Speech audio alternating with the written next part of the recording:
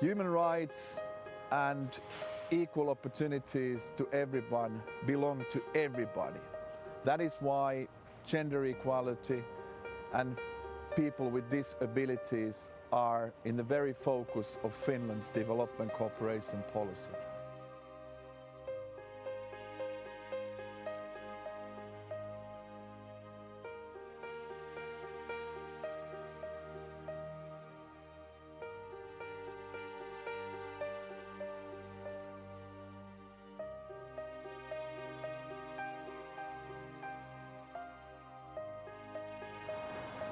It is crucial that the sexual rights of people with disabilities are fulfilled.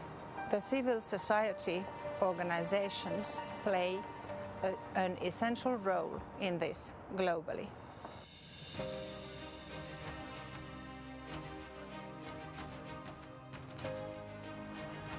Sexual rights belongs to women and girls with disabilities. From sexual education to maternity care, from accessible sexual violence services to pleasures.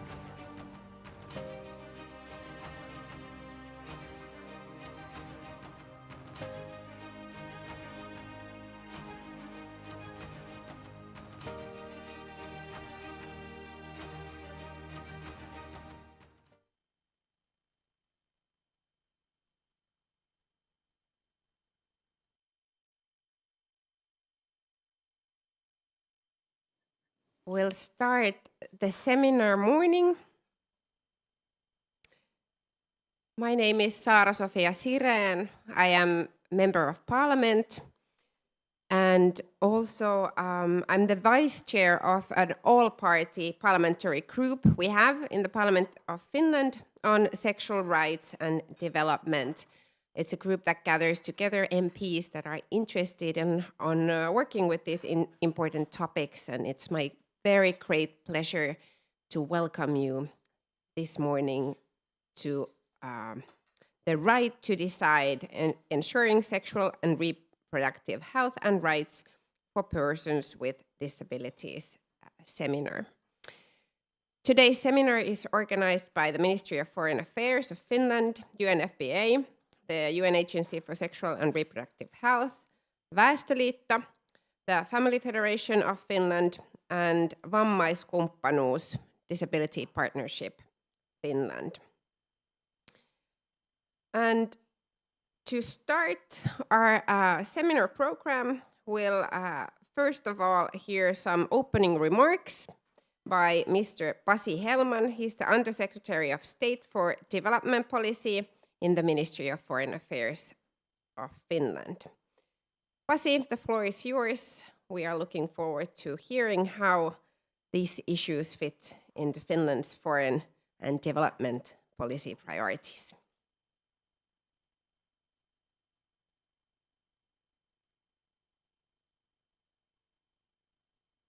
Thank you so much, and it's my true pleasure to be here this morning and welcome you all to this seminar on behalf of the Minister for Foreign Affairs, of course.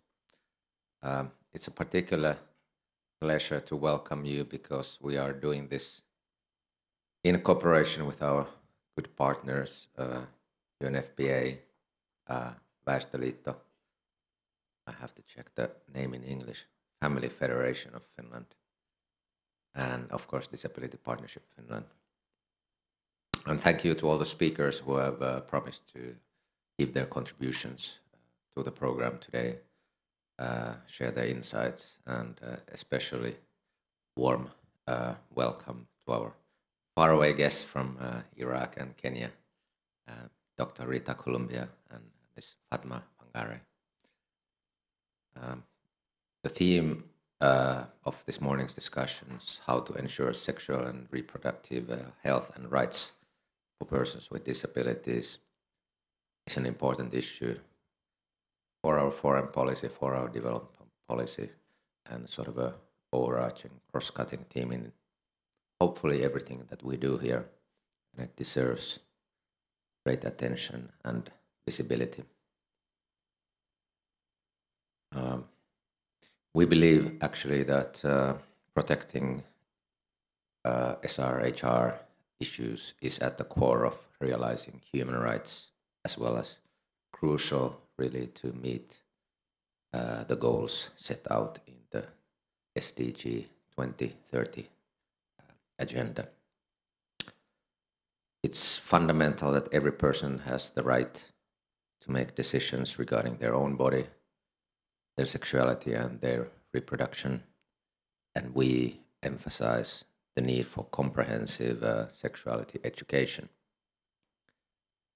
Strengthening sexual and reproductive health and rights for everyone also contributes to well-being of individuals, well-being of families and the whole society, as well as to sustainable development, therefore the link to the SDG agenda. 15% of the global population, that is over 1 billion people, are persons with disabilities. However, the lack of knowledge about disability and human rights, societal attitudes, stigma and prejudice towards disability can lead to exclusion of persons with disabilities from basic sexual and reproductive health services and to violations of their rights. This is unfortunately true worldwide. In Finland, we are only some 50 years past forced sterilization laws, and still today the rights for persons with disabilities to decide over, for example, having a child is not fully realized. Persons with disabilities have the same rights as others to participate in society on an equal basis.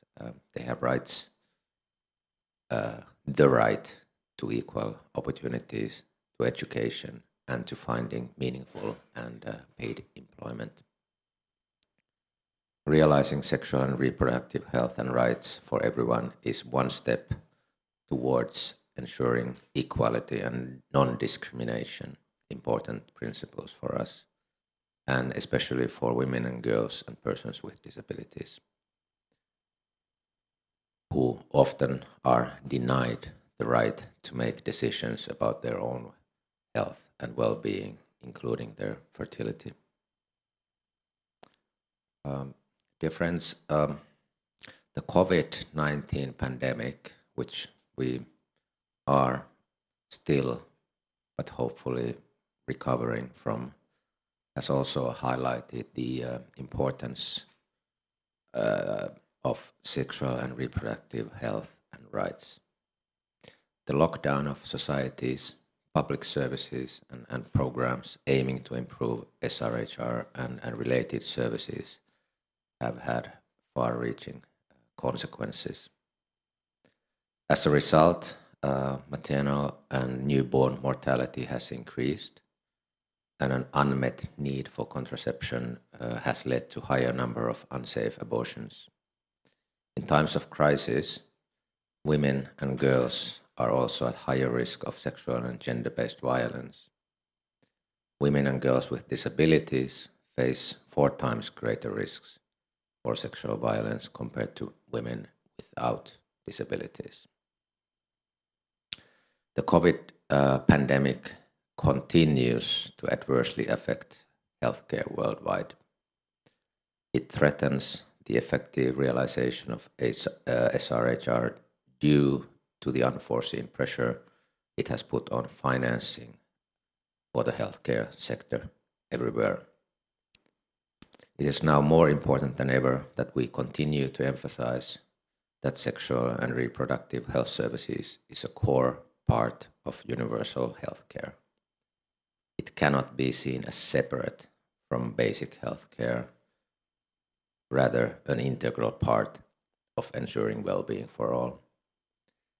This has consistently been at the core of Finland's messages, and we hope it will be echoed more widely. Colleagues, full enjoyment of all human rights for all people is a prerequisite for inclusive societies where everyone can realize their full potential without fear of violence or discrimination. Russia's severe aggression towards Ukraine and the deterioration of the situation in Afghanistan, as examples, have again shown us the crucial importance of protecting human rights of all persons in a society, especially the most vulnerable.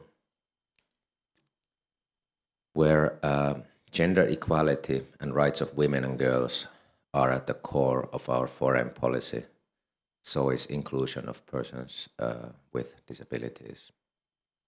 We especially emphasize the intersections of gender and disability and promote the rights of women and girls with disabilities. Our government's focus on these issues is the basis for our support to UNFPA, which actually receives the largest core contribution of Finnish funding to UN organizations. Väestöliitto and Disability Partnership Finland are important partners in our efforts to promote rights of persons with disabilities and a more equal future for all. I look forward to today's event and the discussions on challenges and solutions for ensuring access to sexual and reproductive health and rights for persons with disabilities. This seminar, I think, is important also for raising awareness, as it is for our experts, civil society, and decision makers to come together to share experiences and good practices. I think we all need to do more to address these important human rights issues. I want to once again welcome you to this event, to this discussion, both here at the Ministry and I believe some online participants as well. Thank you very much for your attention.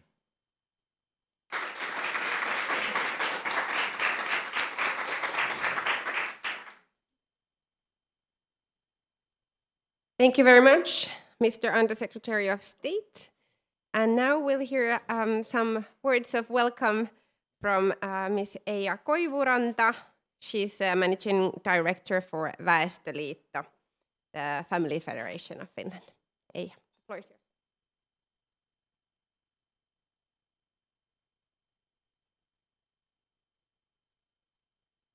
So, distinguished guests and partners, good morning. Now it's my turn and it's my pleasure to welcome you to this Right to Decide, Ensuring Sexual and Reproductive Health and Rights for Persons with Disabilities seminar today. This seminar is part of a campaign and partnership that we at Väestöliitto have had the privilege to lead, together with the Ministry for Foreign Affairs of Finland, the UN Agency for Sexual and Reproductive Health, UNFPA, and Vammaiskumppanuus, the Disability Partnership Finland, during this fall. While you were enjoying your breakfast, you were able to see some pictures and videos from the outdoors exhibition that took place in early October here in Helsinki. It was the kick-off for this campaign, and there is more to come in December in New York. So, why did we decide to partner around this topic? Like Mr. Hellman already mentioned, there are over 1 billion people living with disabilities in the world today. Considering that this week the world population reached 8 billion, we can say that more than 1 person out of 8 is living with a disability. It is not a small group of people. Women and girls who live with disabilities often face layered injustice in various sectors, from access to health and education to economy. the intersectionality of their identities as women and persons with disabilities also makes them more vulnerable to physical and sexual violence, as well as exploitation by family members and others. We have also seen this in our development cooperation work, where we, together with our partners, aim to improve sexual rights of persons with disabilities in Afghanistan, Tajikistan, and Nepal. In the spirit of leaving no one behind, we need to work tirelessly to ensure that people with disabilities are aware and capable of exercising their rights, including the right to access sexual and reproductive health information and services. Persons with disabilities have the right to decide. May it be on starting a family, having children, using contraception, or being sexually active, or may it be taking leadership positions or engaging in decision and policy making. Persons with disabilities have the right to decide. I'm very happy to see that there are so many of us who are engaged in advancing the bodily autonomy of those most vulnerable. To conclude, now is the time to commit to change and build together a more inclusive world for persons with disabilities. Väestöliitto is very committed, and we are asking you to join. Wishing you all an enjoyable seminar. Thank you.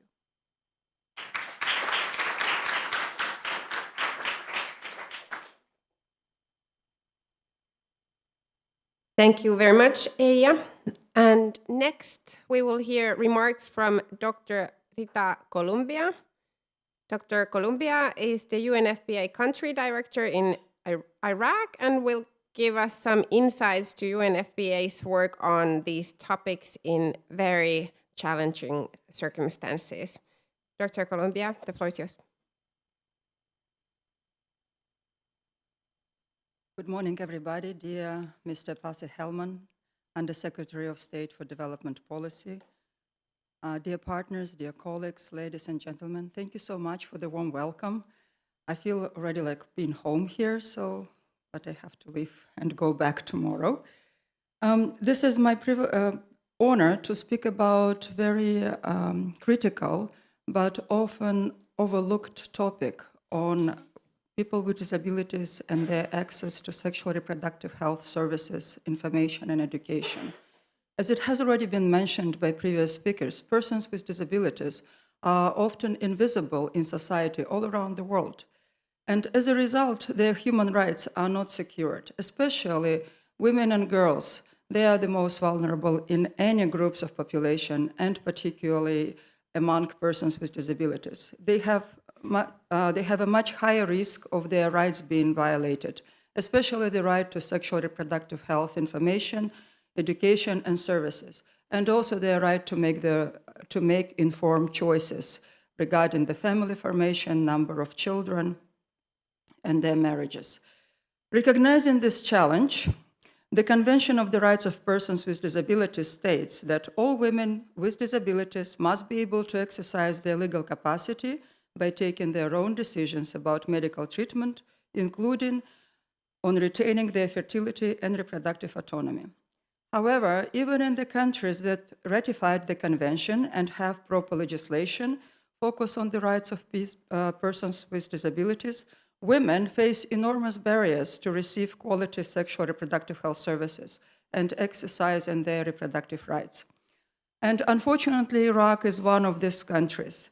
In Iraq, 10% of population lives with one or more disabilities. Among those, close to 2 million are women of reproductive age. Iraq ratified the convention and endorsed the law on care of persons with disabilities and special needs in 2013. And still today, women with disabilities in Iraq face violations of their reproductive rights, including access to proper information, on reproductive health services, on family planning, any kind of education, services, and choices. The challenges that we see today may vary, they're very broad. They vary from physical access to health facilities, that most of them are not disability friendly, quality of services provided in the health facilities at primary health level to secondary and tertiary level, as well as stigma and discrimination faced by women with need for sexual reproductive health services from their own families, communities, and even health personnel. UNFPA in Iraq, we work very closely with civil society organizations and government, and with the generous support from Finland and other partners such as Sweden, we strongly support the inclusion of persons with disabilities in the implementation of country program and specific projects focused on people with disabilities.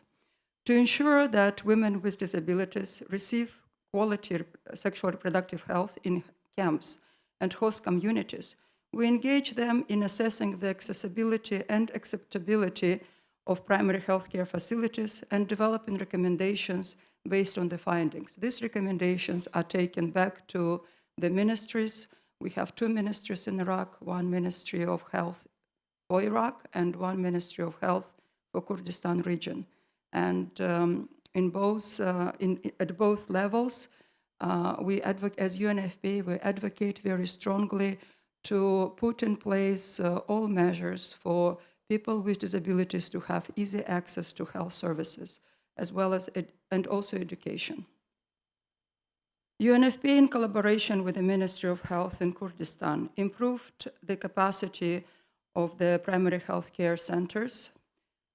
That included equipment, skills, information, and as a result, and it wasn't, we didn't cover all primary health care facilities. We covered only 8 as a model to show the communities that actually this small step can significantly improve lives of people with disabilities in the country.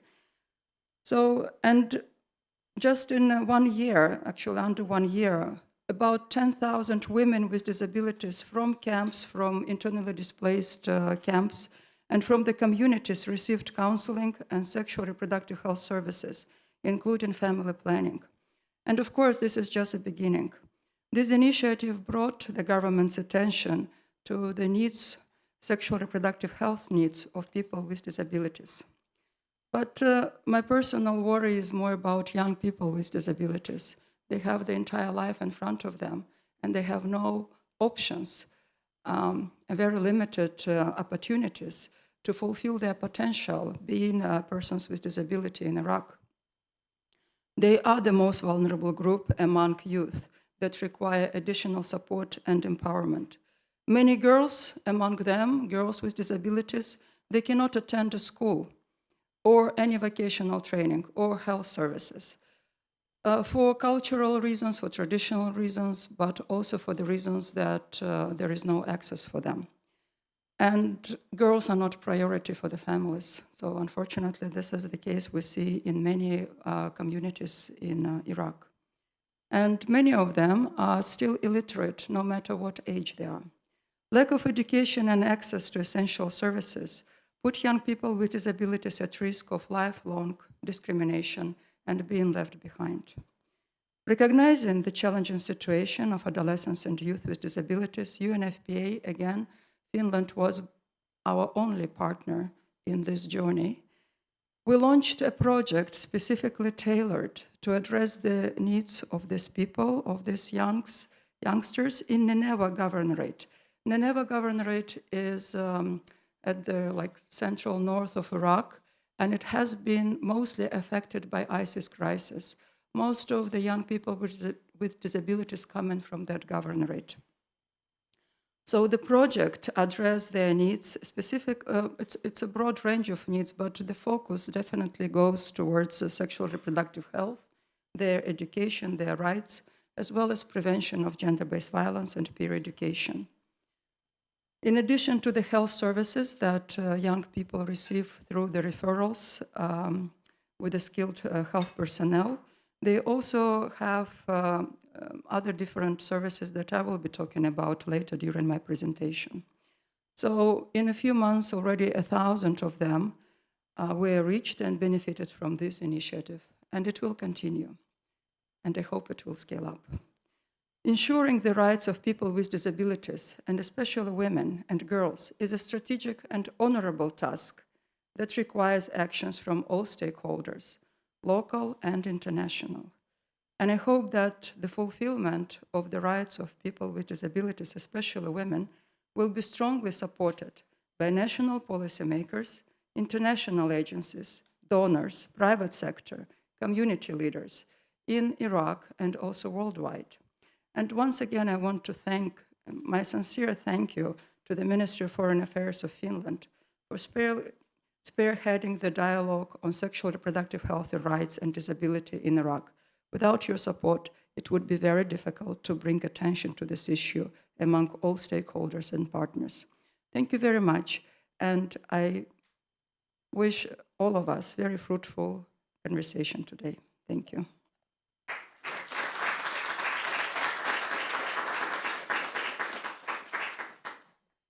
Thank you, Doctor, for your very interesting insights, and we are looking forward to hearing more right away since we are starting our first panel.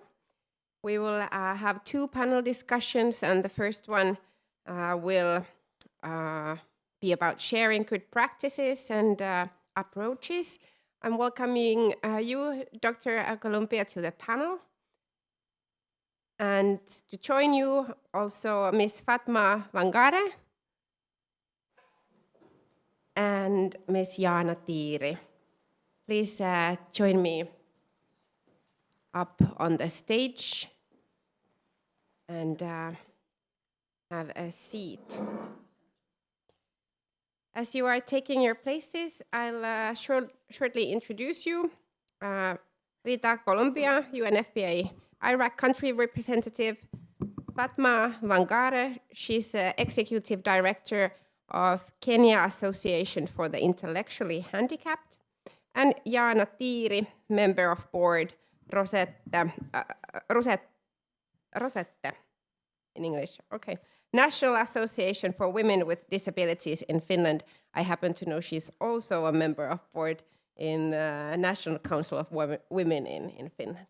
Warm welcome and a round of applause to our first panelist.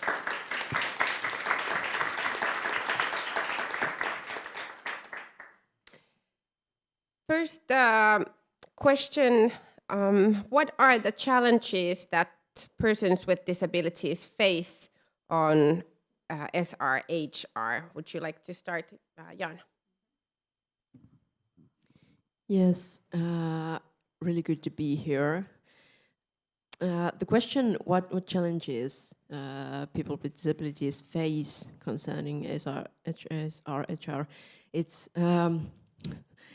interesting that actually yesterday we heard and met each other with Fatma at Feminist Foreign Policy seminar, and she told about challenges concerning this issue, and I just nodded at the audience because the challenges, even though our countries are really different, the problems are kind of same.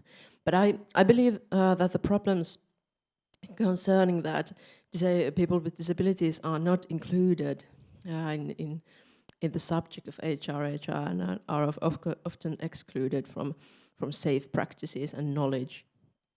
Comes from the core principle and core problem that people with disabilities are not seen as sexual human beings and are not seen as having a gender identity. And through that stereotype, all of these problems are born because from that comes the practices that people with disabilities are excluded from the knowledge of HRHR and are excluded from contraception or services concerning, for example, sexual violence and services are not accessible, and so on. And these are the problems that I think we all face.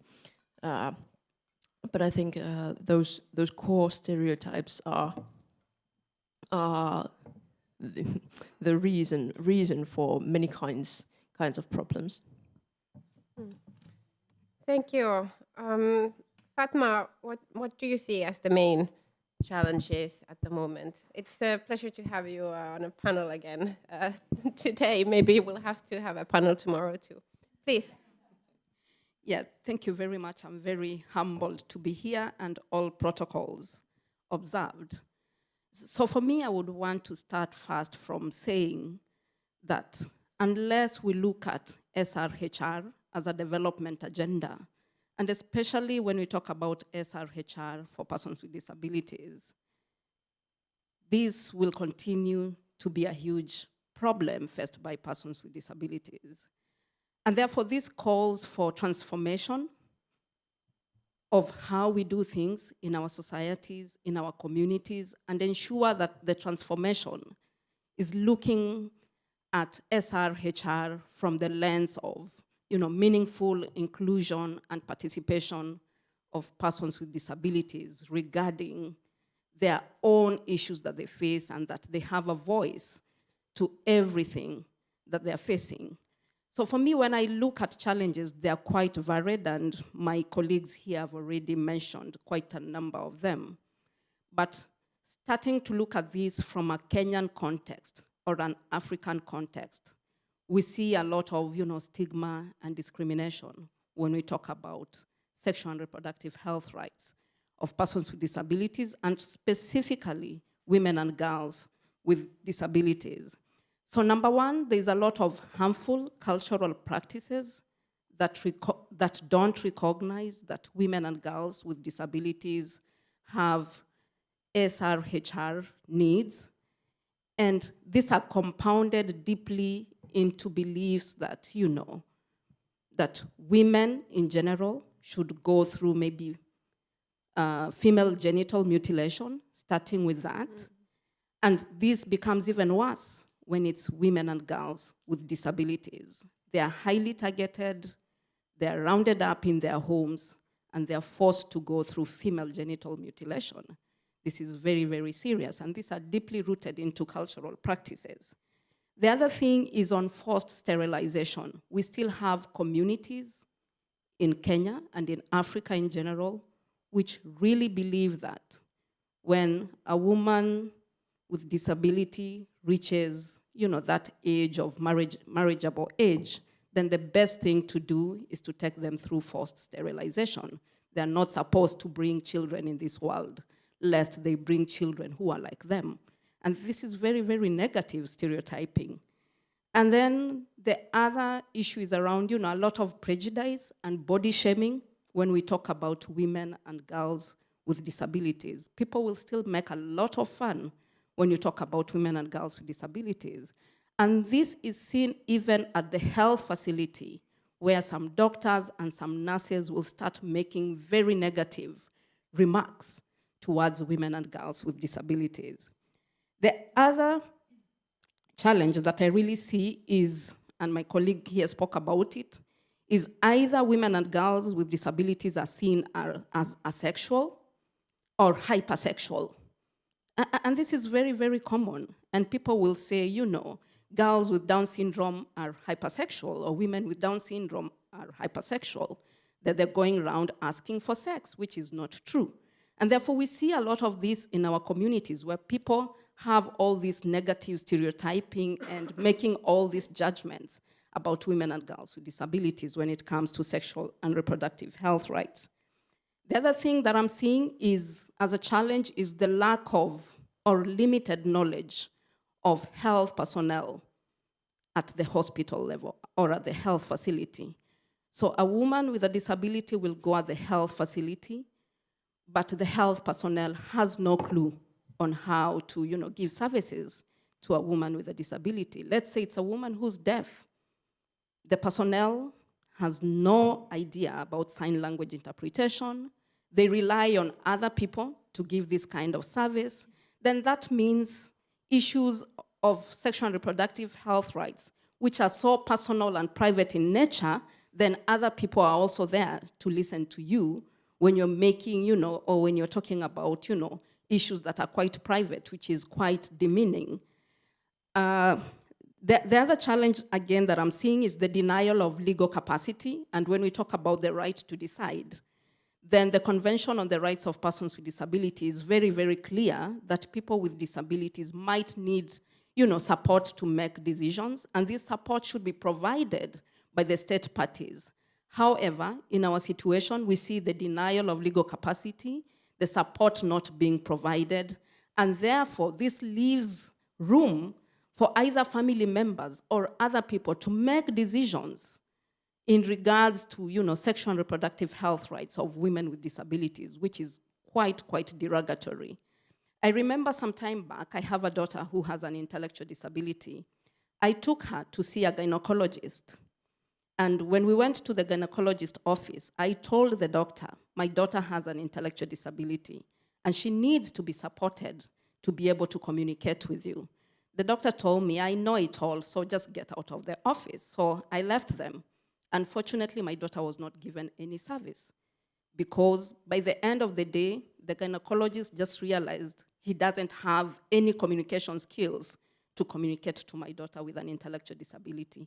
I didn't want to step in as a mother because I respect that, some of the issues she wanted to discuss with the doctor are so private to her. I'm not supposed to be privy as a mother. But unfortunately, then this is the situation. When, reasonable accommodation is not provided at the health facility, then this leaves so many people with disabilities at a loss. And therefore, the unmet health needs, when we talk about sexual and reproductive health rights, continue to be so pervasive in our communities. I think I will stop there for now. Mm-hmm.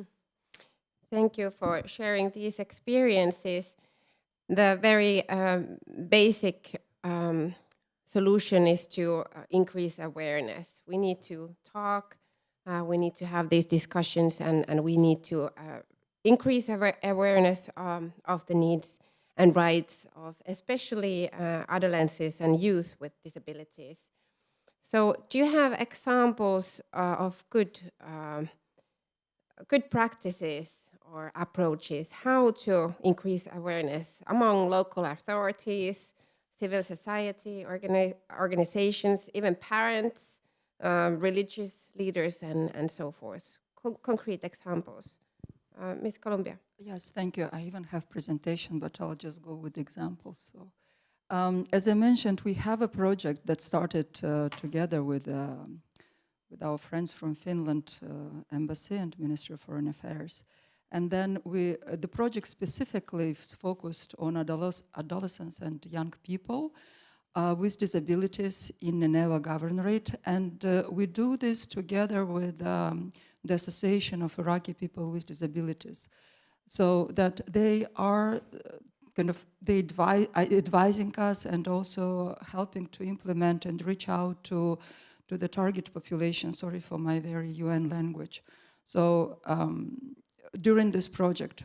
I also want to mention a little bit challenges, if you don't mind. So just to echo what was already mentioned, another thing is young people with disabilities, it's in Iraq, it's easy to reach boys, but very difficult to reach girls. So girls themselves, like even if they are coming without any disabilities or from educated families, it's difficult to engage them. So because of the traditions and family culture, so girls with disabilities, they're like non-existent, like entities in the family. So they are, nobody knows about them, nobody sees them outside of the house. But they require, education, they require support, they require services. And this is one of the challenges that we're facing, how to engage girls, how to reach them, how to open doors for them. First of all, doors of their own homes. So, and then bring them to youth centers, bring them to schools, and bring them to the health facilities. So, and here what we found as a good practice is a peer education. So if we have a few, one or two ladies who can, young as well, the same age, who can go and reach out to within their neighborhoods. That's one of the approach that we do, the peer education among young people with disabilities. The second one, going through the religious leaders. Families go to mosques, especially fathers. So, and that's if the clerk, the religious clerk, gives them this information that this is important, that now this is service available, please bring your children there. So they listen and they bring children. They bring girls and boys. And the third one as well, what we also need in addition to awareness of the families and communities, it's also the political will of the governorate, local level authorities and central level authorities. The political will to make difference for these people. Because it might be a priority, but if there is no will to make this priority implemented, nothing will change. So creating this political will is also the thing that we are doing right now. We started with this specific governorate just because of the highest number of people with disabilities living there. So, and we already see little by little that governor himself, he being aware of the needs of people with disability, he start including, like integrating measures for them across the different sectors with the transportation, with the road accessibility, and we go towards the sexual reproductive health. Sexual reproductive health is not the easiest subject to address, so that's why we're trying to make it as a broad issue, and then we specifically looking at the health issue, sexual reproductive health. So, so just to sum up, including people with disabilities themselves in designing, creating the activities, interventions, making sure that they are part of every single step of what we are doing. As well, what was mentioned about health services and health personnel, but not only them, it's also the policymakers, decision makers.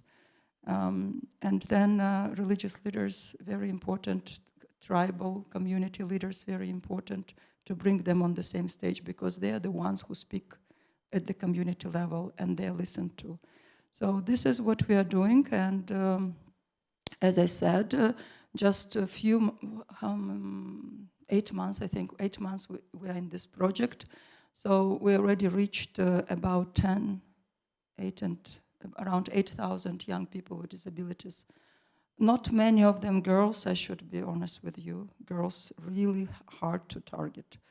So in the very conservative and patriarchal communities. But I still have a hope that since it's the beginning, the engagement of girls will increase step by step.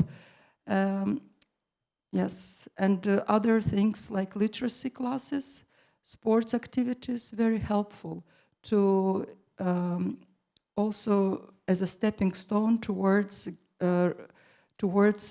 giving them education and information on sexual reproductive health, and then refer them to the properly trained health personnel. Ms. Van Garen, do you have concrete examples either on increasing awareness or maybe improving collaboration between different sectors and actors in this area?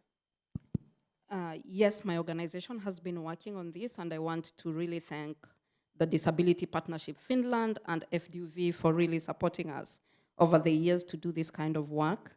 So number one, Dr. Rita has already mentioned, we also do a lot of, peer education and self-advocacy programs, ensuring that women and girls, men and boys with disabilities are on the forefront, especially when we talk about awareness raising. We've done quite a number of training of health personnel, and it's persons with disabilities themselves who are again at the forefront in ensuring that, they're the ones who are training health personnel. We've also done a lot of work around, training families and communities, creating awareness on the right of SRHR to communities and legal capacity. And then we've also developed a number of accessible materials on sexual and reproductive health rights.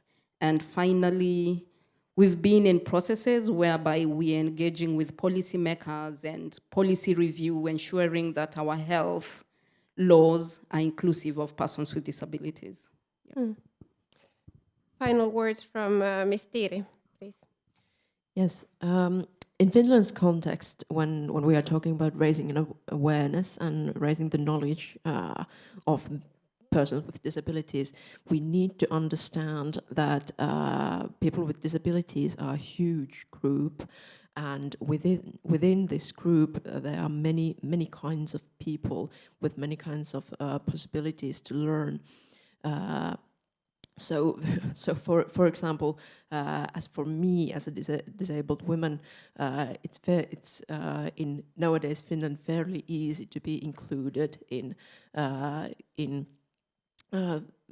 the studies of SRHR or to be raised awareness. So we need to be really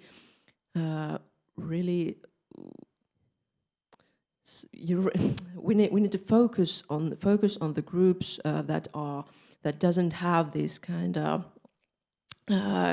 possibilities to be included in our society, and there are big gaps between different disability groups within the community of people with disabilities. Of course, we all face discrimination, but within ourselves there are people who are more informed and people who are not. I worked as in a project where we wanted to bring the sexual rights talk and raise awareness in assisted housing context, where there are a lot of people with disabilities who for example communicate through or doesn't communicate through talking or communicate through imagery or that kind of communication, and we faced really different kind of reality and problems that we face as, for example, people with physical disabilities in Finland. We for example, did a small research and found out that people with disabilities in housing services had a very low knowledge of contraception or masturbation or any kind of issues within HRHR field. And also we found out when we search for materials to be able to communicate and tell people and raise awareness about these issues, it was really hard, especially when we wanted to raise awareness concerning LGBTQ rights, and we found out, for example, that in Finland there's quite many places where you can find imagery to communicate with people, and within that imagery and other not verbal ways of communicating, there are no images of LGBTQ people or their rights. So it can be really hard to express your own identity if you just don't have those ways to tell about your needs, and of course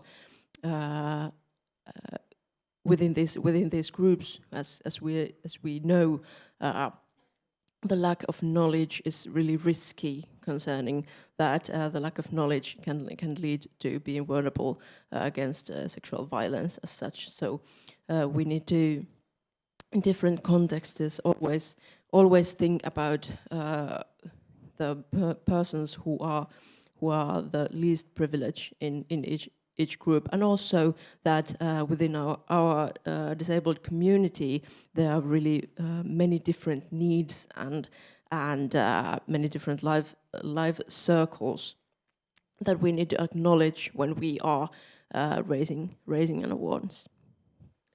Thank you so much to our panelists for sharing experiences and insights. Now we will move on to our second panel, but a round of applause to our wonderful panelists. Next, it's my pleasure to invite new speakers up here in front with me. I would like to welcome Elina Korhonen, the Director of International Affairs from Väestöliitto, Hung Lee, Finland's UN Youth Delegate, and Konsta Lindi, who is a member of the board of the Green Youth.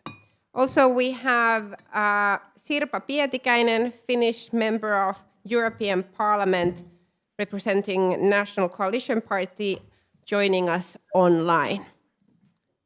Hello to Brussels. Hello to Finland.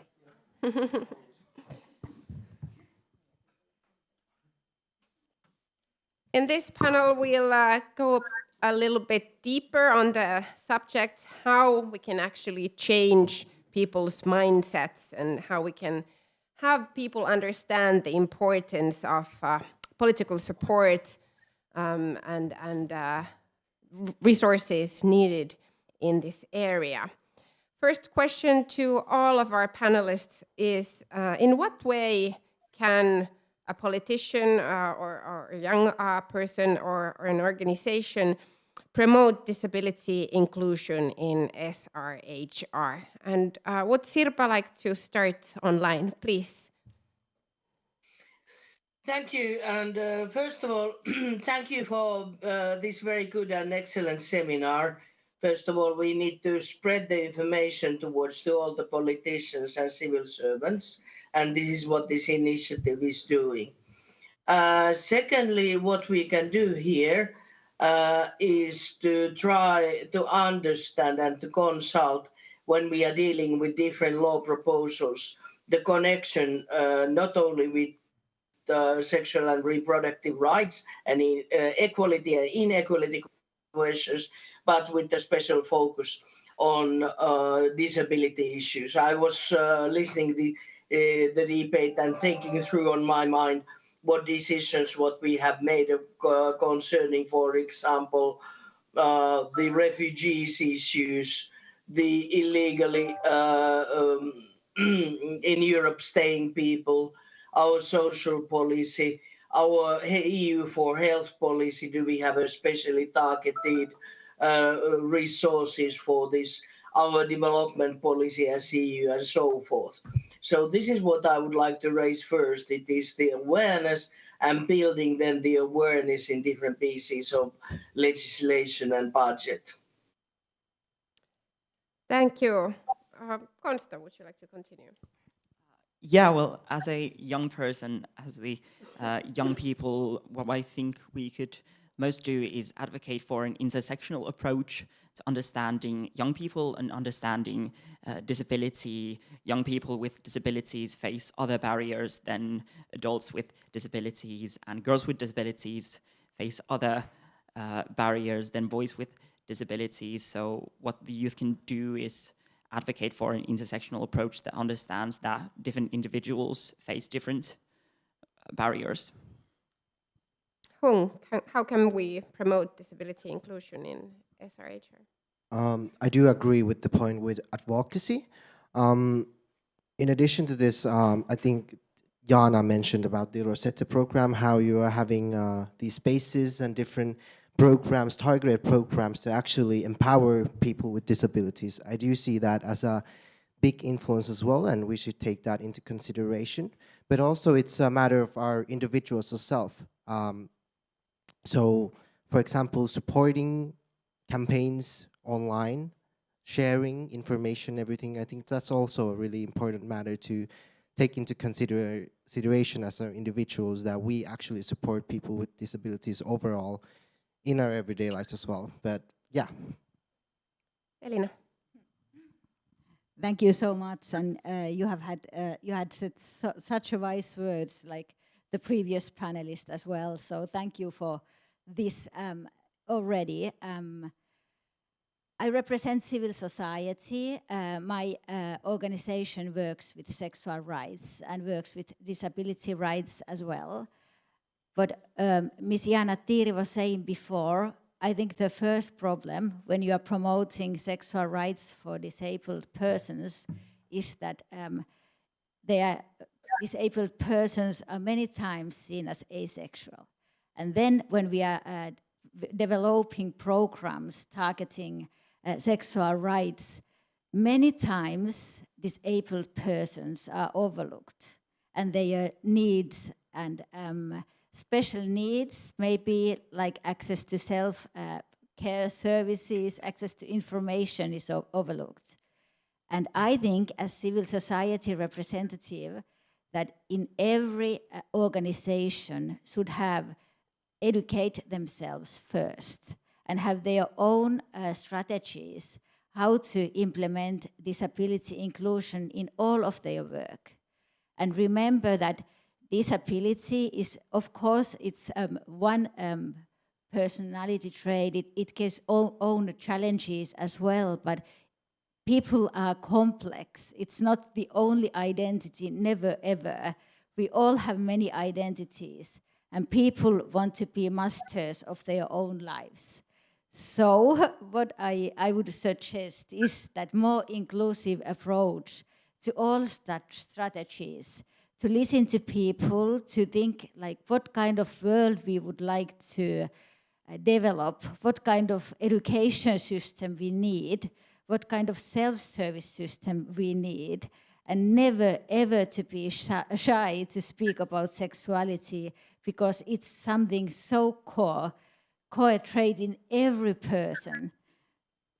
Like, so you, and even though it's sensitive subject in many countries, we should still never ever just left it be just to be polite, because we have to make the world better place.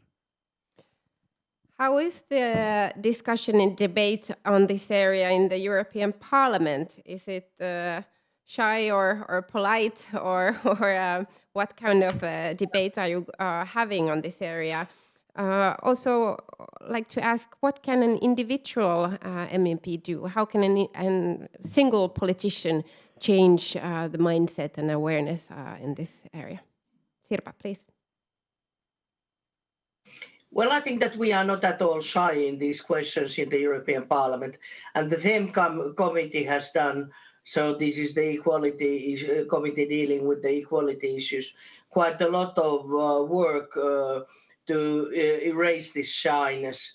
So we talk about abortion, we don't talk about sexual education, we talk about sexuality in positive terms. We talk about gender-based hate and hate crimes and all this complexity without avoiding the sensitive issues, be it here or there. So there actually is a lot what we have done, and even more what we could and what we should do. And I think that on the basis of this excellent initiative, it would be very wonderful if Finland could push this initiative forward in the Council.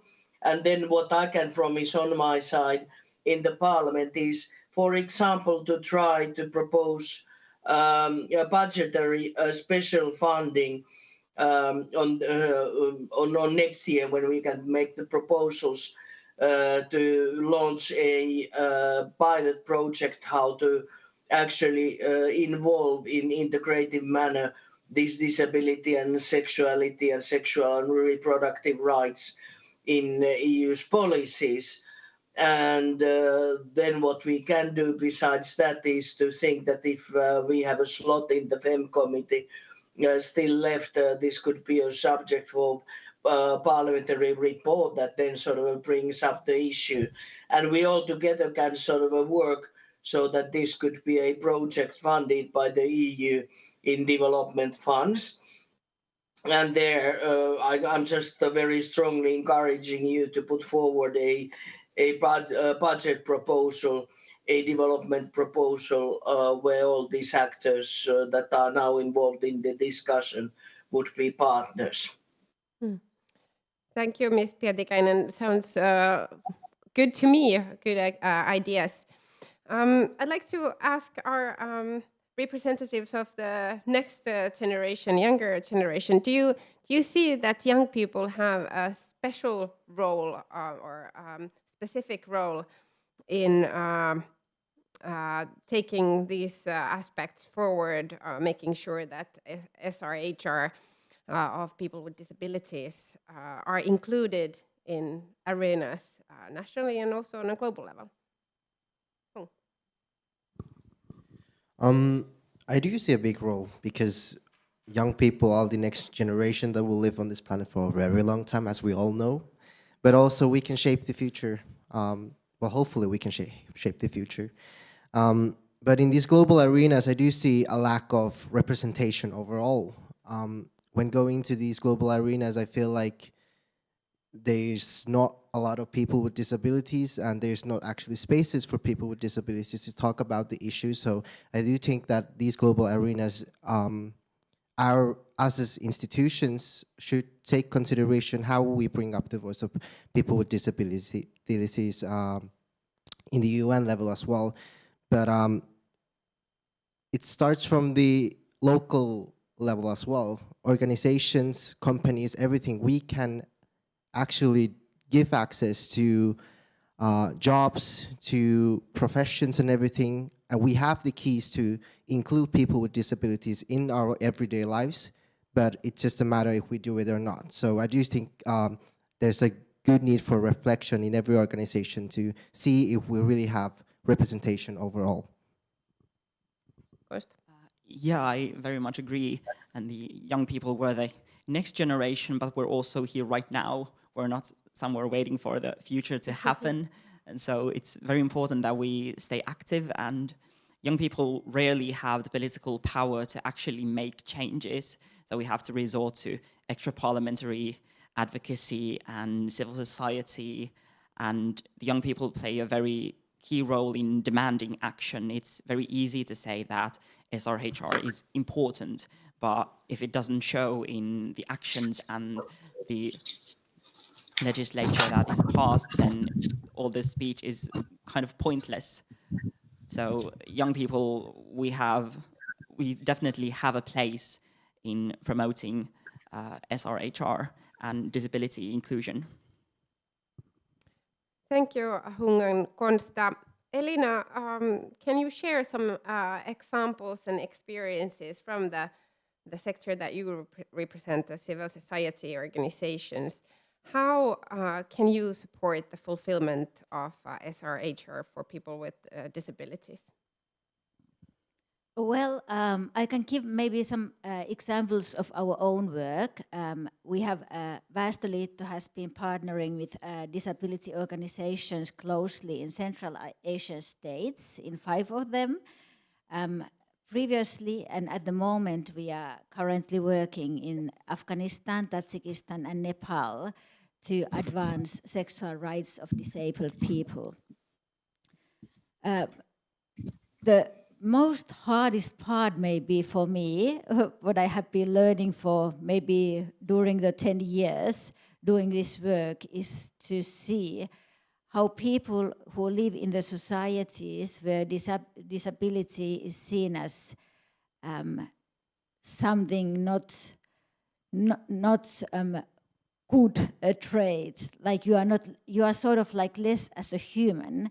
So people sort of internalize this feeling. They think that they are not worthy. They are not worthy to take part in decision making.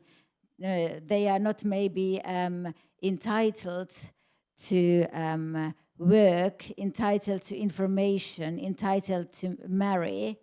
And of course, the society in many, for example, Central Asian states, I heard so many awful stories and have firsthand. One of the ladies I talked to who is working in our projects was forced to have abortion when she was 7 months pregnant, because of course this myth, this harmful myth that you are not, you cannot be a mother if you are disabled. there was also a lot of forced sterilization, like was mentioned earlier, a lot of lack of knowledge, maybe, and many of those disabled girls and women we worked with had experienced violence. But what is positive trait is that those persons, when they understand their rights, they can be the change. They are the ones who can actually go to decision makers to tell what kind of changes there should be in education system and healthcare system. And because I think strongly that we shouldn't be speaking on behalf of people. People should be able and should be allowed to speak for themselves. I don't believe there is no people without voice. I think there are only people who are not heard, or people are not willing to hear them.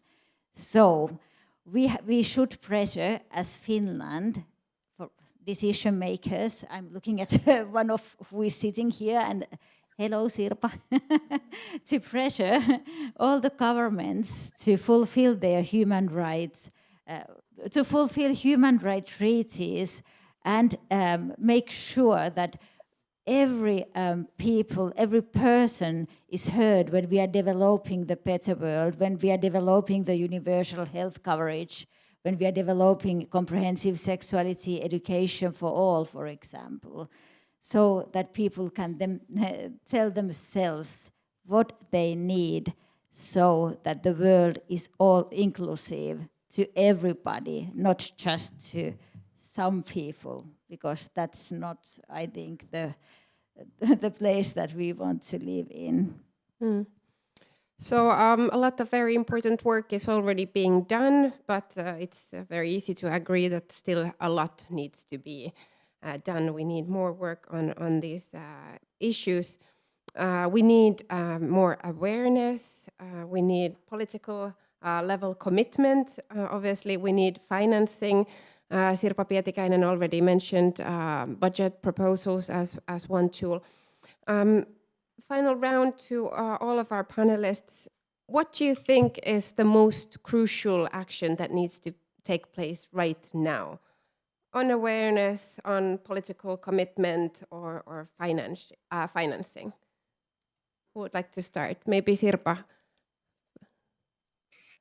Well, it is a tough question, because it's almost like you would ask about fish soup. What is the most important, the fish or potatoes or salt or onions? It's only a fish soup if you have all the ingredients. So my answer, sorry, Sophie, it's a bit unfair, would be that it's all of them together to really push it through. This is the recipe. How about panelists here present? Can you name where we should start? Konsta. Yeah, well, I think we should start in representation, and so that we make sure that everyone has the access to the deciding tables and to the discussion in society, and so that everyone is included. And after everyone is included, we can make political commitments that reflect the needs of all people. I do agree with the point with representation, as I mentioned earlier, and I still emphasize the fact of reflecting your own organization and institutions. But also from the financial point of view, we have to consider the global south as well. The issue is that in Finland we do have resources, but we also have to share them with the global south in a way that we can actually give the basic minimum of SRHR rights for people with disabilities. So I do see a big, a really important aspect on that as well. Thank you, and wise words for everyone, and I agree with everybody here again. I think everything is important, what has been mentioned earlier. Of course, I think the funding part is crucial as well. at least as an individual, if you are disabled, it can be really hard to find a job. And without any money, it is really hard to be a master of your own life in any case. If you think about the development cooperation and development policy, I think there should be some earmarked funding for disability programs and inclusions. I'm also a bit concerned about our humanitarian work. SRHR is hugely unfunded in humanitarian work, even though it's life-saving in many cases. It's seen as a secondary need often in those cases, even though it's not. And if you think about the SRHR and disability work in humanitarian setting, that's even more complex and something that is really overlooked. So I think some kind of really strong political will that will lead to funding is really needed. And the presentation of the people who are concerned should be taken part of the planning of these programs and processes always. Very wise words, and of course all that have been mentioned are very much needed for us to have a fish soup that take us forward. Final question, actually, if I may, to the audience, then we'll maybe have a question from the audience. We have heard insights from the political and civil society side. We have Fatma and Jana here who have also personal experiences. Do you want to comment on what has been said on the second panel? Jana.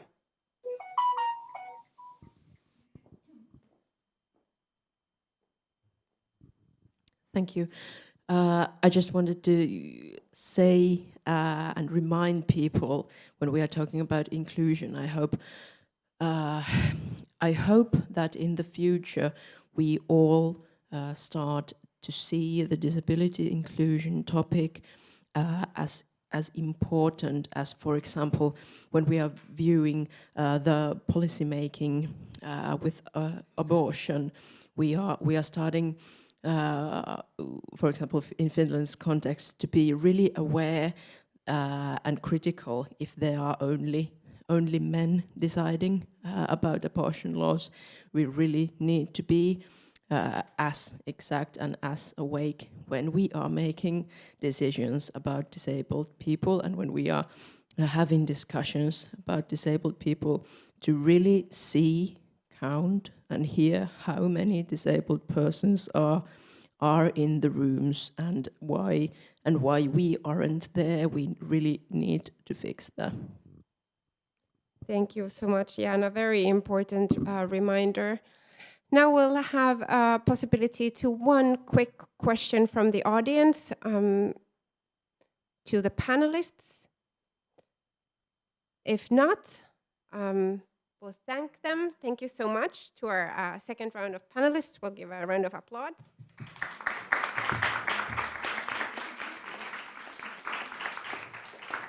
Thank you, Elina Konstahong and Sirpa online for your insights and very interesting experiences and ideas.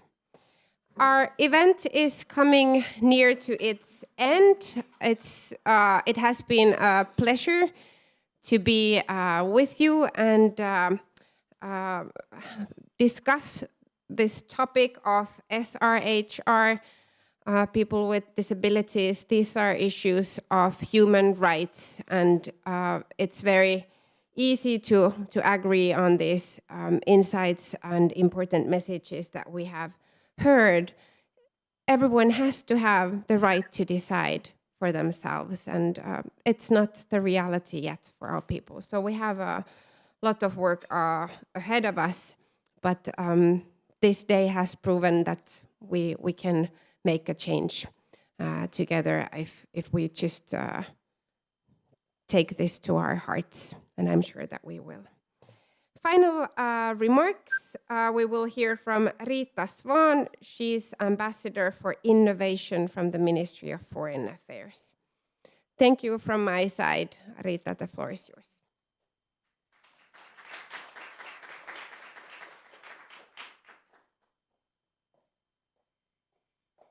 I think I can still say good morning. Habari za asubuhi. So, thank you very much for this interesting discussion we have had here. Special thanks to Sara Sofia Siren, who has guided us through these topics, and all the panelists and also the audience. I came from Vienna yesterday, where I participated World Bank Digital Development Program Council meeting. And I learned to know that 15% of global population is somehow disabled. And it was also said here, one of the 8, yes. So it means a big crowd of people, so this is not a marginal question at all. And 2 months ago, I came from Tanzania, where I was the ambassador of Finland. And of course, my thoughts are still there. And I have quite a few examples from Tanzania, which are very much the same as in Kenya, as Mrs. Fatma also described. The situation is more or less the same, maybe even a bit worse, I suppose. But anyhow, one example about the situation in developing countries from Tanzania is that it's only 1 year ago they applied a law according to which pregnant schoolgirls can come back to the school after the delivery. Earlier it wasn't the case, and it also applies disabled girls. But the implementation is not so easy. As my namesake Rita said, that political will is also needed, and it's not seen everywhere. It's not seen in all the regions, not in all the villages, because there are these kind of traditional things. So, and what is also somehow hurting me is that girls are always the guilty ones, even if they are not. So that about my impressions from Tanzania. But improving the access of persons with disabilities to sexual and reproductive health and rights starts with changing mindset, as we have heard here, and also achieving political commitments, as we have also discussed today. But it also requires that we find new solutions that are accessible for persons with disabilities. And we are not afraid to think in innovative ways. And a few points regarding innovations, because it's my field nowadays. So numerous studies and surveys consider that Finland is one of the world's most innovative countries. And new technological solutions can play a major role in improved access to all forms of health services, also for people with disabilities. And alongside with technological innovations, it is so important to remember that Finland has always been pioneer when it comes to social innovations. Today, we are proud, for example, of the international success of Baby Box, which was introduced already 1937. And it was a major innovation, and it is still going strong in our society. Also, maternal health clinics is a kind of social innovations, and they are open for everybody. In these clinics, women receive vital information about their own and their future children's health. And as a result of maternal and neonatal, result of this, maternal and neonatal deaths have reduced rapidly. Finland's standing as one of the most socially innovative countries is based on a history of correcting social injustices and creative solutions for better sex and reproduction health rights for people with disabilities is an important issue for our innovators also. Just now we have Slush going on here in Helsinki, so I really hope they also have these kind of innovations there to present and also to get financing for them. Inclusion and non-discrimination are core human rights principles. Accessibility for persons with disabilities is both the right and prerequisite for these persons. That means that innovations put into practice, whether they are technological or social, they must be accessible for persons with disabilities on an equal basis with others. When speaking of innovation, the private sector and civil society actors are needed on board. I can see many civil society actors here today, and you are definitely needed. I think you are many times the driving force in these questions. One issue I would like to mention here to the end is that Finland has also assumed a leadership role in technology and innovation in Generation Equality campaign led by UN Women. The Generation Equality process is an important demonstration of Finland's commitment to women's and girls' rights and full participation. Inclusion and rights with persons with disabilities must be considered in this work.